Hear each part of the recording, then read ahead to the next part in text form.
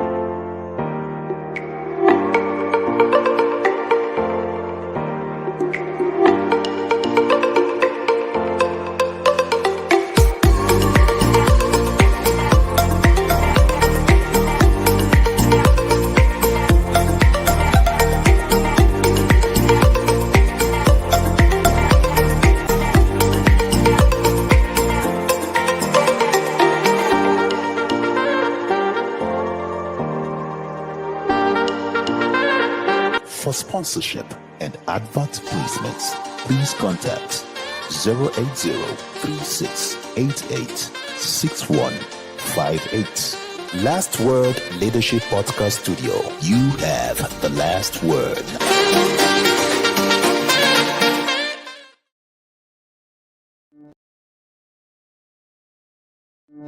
The Big Issue. Breaking down the issues that matter. Welcome back. We are still on the big issue in Leadership Podcast. And of course, the big issue of the day is NAS committees and presidency's interference in the selection of chairmen. Well, there's a report that the senators and members of the House of Representatives are unsure of their fate as the process of allocating them into various steering committees of the two chambers has been hijacked by the presidency, with desperate ones among them paying huge sum of money just to be conscripted into juicy committee or head those committees. According to reports, a powerful aide to President Bola Ahmed Tinubu is the one calling the shots when it comes to what gets what in the selection process for committees in the two chambers of the parliament. And of course, the Senate President and the Speaker of the House of Representatives are said to be very helpless in the process because they don't have a say when it comes to who becomes who and who becomes chairman or deputy chairman or members of these committees. That has generated concern among Nigerians who are beginning to say the 10th National Assembly is gradually going the way of the other assemblies we've had in the past, a rubber stamp to the presidency. Because if the presidency decides who become who in the National Assembly, it automatically means that the presidency will always be the one in control of the country's federal legislature. But how come did this come? How did we get to this kind of a situation where at least we understood that for presiding officers of the National Assembly, yes, the presidency must have a hand because the president must be very particular, very involved in who he should work with in the legislature. But it has, when they say, just like the typical African saying goes, that when the handshake goes beyond the elbow, it has become another thing. It did not even stop at the idea of selection of presiding officers. James, we are now hearing that the presidency now is now the one fixing people in various committees. That is terrible. We are in trouble in this country. That is how most Nigerians have reacted in the social media to this report carried by Leadership Friday today. How could that be true, James? Well, Josh, sounding modest, I can say that. Can I say I'm dumbfounded? I'm surprised. But it's ridiculous. It's rather ridiculous. Even there's no need for suspicion that the presidency is involved in selection of committees. Because basically, what do committees do? Except if they are trying to give us an impression that the committees, of course, we know that there are benefits. Anyway you work, there are perks of office. Even if it is a cup of tea that you take, there's a perk of office. But what impression are they trying to create, or are we trying to create, saying that the presidency has hijacked the appointment of committee chairmen? I think constitutionally, or based on the rules and order of the two chambers of the legislature, what committees are basically doing is that the entire house cannot start moving ministry by ministry. The entire Senate cannot be moving agency by agency. We have over 500 agencies in this country. So And the House cannot abandon plenary and other assignments to go about moving. So committees are set up mainly to oversight. That is the basic function of a committee. Nothing more, nothing less. And of course, there are committees that are budgeted for. The National Assembly budget incorporates this. They made us believe that it incorporates this. So why the craze about the issue of committee chairman? In fact, in that report, I even heard that there are people who are paying as much as 1 billion to become committee chairman. So how do they recoup that How kind do of you money? recoup 1 billion? Or are they now trying to tell us that budget padding or whatever they say, the allegations on national assembly is true? I read that report very well, and in framing, there are anecdotes that connect events and issues to issues. I do not want to make mention because the report leave it blank, so I will not make mention of any name. But if they say it, such powerful aid to the president was at the time a presiding officer in the National Assembly or knows the working of the National Assembly, I think if that is true, because this is still within a realm of speculation, yes. If that turns out to be true, I will be taken aback because we know that the presidency or the presidential, the powerful presidential aid in question, where they say once led National Assembly, one of the chambers, might have gotten the support of the presidency. But I believe from my understanding of the workings of the legislature for the past almost 10 years now, I do not see at any point where a presidency writes list of who become committee chairman or what. Well, thank you, James. Before we could, let's look at in the past, how is the selection process? How is it always done? That's the selection, the composition of the committees, and then the selection of who become chairman, deputy chairman of these committees. How is that process done in the past? Okay, the process is still the same. At the end of election, that is at the end of the constitution or proclamation of the assembly, and when principal officers emerge, normally there's a committee they call selection committee. And like in the previous assembly and the present assembly, the membership of that committee, in the case of House of Representatives, the speaker is the chairman of the selection committee. The deputy speaker is a member, is the deputy chairman, is the vice chairman of that selection committee. And then all states or the federation each have a representative, what they call state caucuses. It's not the issue of party, it's not the issue of anything, but each state or the federation, including the Federal Capital Territory, the FCT, has a representative in that committee called selection committee. And the practice, or what we believe, was that the presiding officer, the speaker or the senate president, rewards his or her loyalists, people he believes have worked for him, people who will support him in the discharge of his legislative agenda, and all put together, and he then appoints who to chair which committee, who should be a member of which committee. So this one that, of course, I know that we're in a democracy and we're in politics, and lobbying is always the issue. To the extent that even within our field of journalism, I heard that some people lobby for them to be posted in particular bits. So you can't take lobbying out of the system. But what I'm very curious about, and every member of the public is curious, is saying that the presidency, after it was obvious that the presidency handpicked the presiding officers of the National Assembly. These are the people that the president trusts.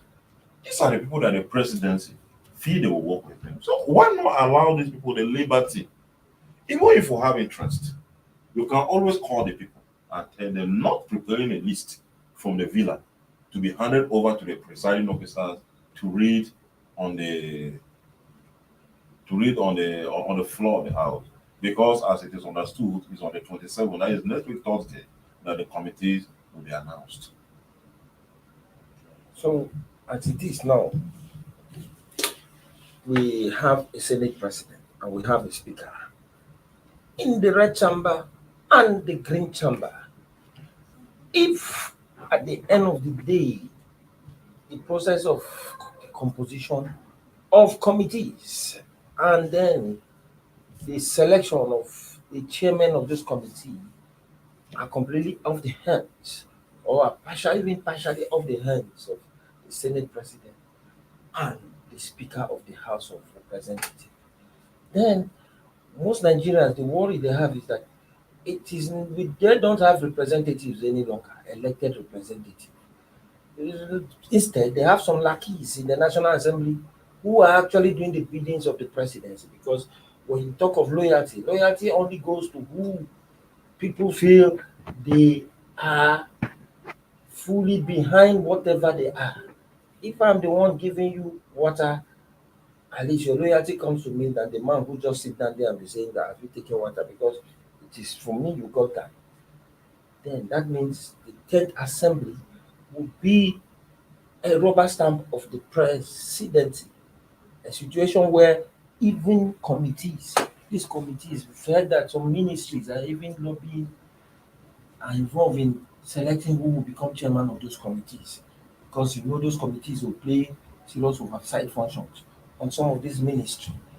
Do you see this National Assembly as still a National Assembly that will turn out to become the game changer in the country's governance process, when Nigerians have been crying foul that what has led the country into the economic and social morass it is enmeshed is as a result of a leadership that lacks the political will. What would you say about this, Jim? George, I think in 2 seconds or three, in summary, I can simply say all hope is not lost. And it's not yet over. All hope not lost because this is an assembly that is composition. Let me come to the House of Representatives particularly. We have 82 members who are the opposition caucus. Then we have 175 thereabout in the All Progressive Congress. So the fate of Nigeria is in the hands of the opposition. The opposition has to rise up and do its job because I don't see the presidency. They say I don't see the presidency. I don't see the presidency, if this is true, sitting or giving what they call the juicy committees to the opposition. And that is where the crisis will start from. So I know the speaker, a perfect gentleman, yes, an academician, the president of the Senate, a former governor, and even an uncommon governor. So we see how he will deploy his uncommonness to manage the assembly because the situation is not too different in the Senate. The opposition has a very good number there to match whatever process is going on. So it's left for them, Nigeria, the fate of Nigeria as far as the 10th assembly is concerned. Yeah, I'm not deterred. I know that there is still hope, and that hope, like any other everyday Nigerian, is in the hands of the opposition. Well, when we talk of committees, it's not about partisanship any longer, and you talk that the opposition might just come to change the tide by actually opposing this idea of determining the composition of committee from outside the legislature. Sorry, not just opposition, but because what I'm trying to say before you write up is that the opposition lawmakers too will be involved in that lobbying. They will want to lobby that same presidential aide that is said to be the one deciding that in cahoots with what people now call Lagos boys, that is Lagos politicians. Lagos is the presidency's own state, and they believe that most of the things that are happening now are being controlled from Lagos because the Lagos politicians, otherwise known as Lagos boys, feel that they are now in charge. So if an opposition that has lawmakers that will also be scrambling for this juicy committee, what do you think will bother them if each one carried along? If it's not there, I don't think there will be any opposition from the opposition lawmakers who are scrambling for these committees. The point I was driving at was simple. That Nigerians should hold the opposition lawmakers responsible. They can be given. In fact, there's even saying that people are buying it. So if you buy it, So if you buy it, become yours. So nobody determine or tell you what to do or what not to do with what you buy. And if you lobby and you are given, you still have the moral justification not to become completely rubber stamp. That is where I was heading to. Because opposition members, of course, there are even like a public account which is statutory theirs. And like the almighty appropriation committee, the vice chairman normally comes from opposition party. So notwithstanding, it is believed that at the end of the day, if the executive is becoming overbearing, we now expect the opposition to stand on its toes and do the function of opposition in any democracy. Well, the danger of it all here is that the issue of corruption, the war against corruption is defeated. Because if it all is all about giving bribe to be part of a juicy committee, giving bribe to be chairman of committee or deputy chairman of committee, then what are we telling the common Nigerians? That bribery is allowed. And at the end of the day, you bribe your way into getting a juicy committee or heading a juicy committee. And then the president is there, and whenever issues of opposition, fierce opposition come up against some policies of the executive, even the presidency will turn around and tell the committee members that come, you bought your way into that place, so don't be sitting down there because let me just remind you how you got into it. You see the dangers of it all. So at the end of the day, this is a government that promised President Tinubu promised in his inauguration speech that he's going to combat corruption head on, starting on the wrong note. Do you see corruption being forced under this dispensation? Whether that is the case, as in one of the novels I read some years back, only the future can tell. Thank you very much. Well, that is the much we can take for today's edition of the Big Issue. In the National Assembly, there is ongoing bid to grab juicy committees, and instead of the leadership of the National Assembly piloting the affairs of the selection process, the presidency is said to have meddled in the selection process, and lawmakers are said to be paying their way into getting juicy committees as either members or chairman and deputy chairman of this committee. As events unfold, we will know sooner or later how it goes and whether what we are hearing is true or not. That is the much we can take for today's edition of the Big Issue. And of course, I thank our viewers for keeping tab with us out there. And I also thank our in-house analyst James for addressing the big issue. Join us same time on Monday for another edition of the Big Issue. Have a wonderful weekend.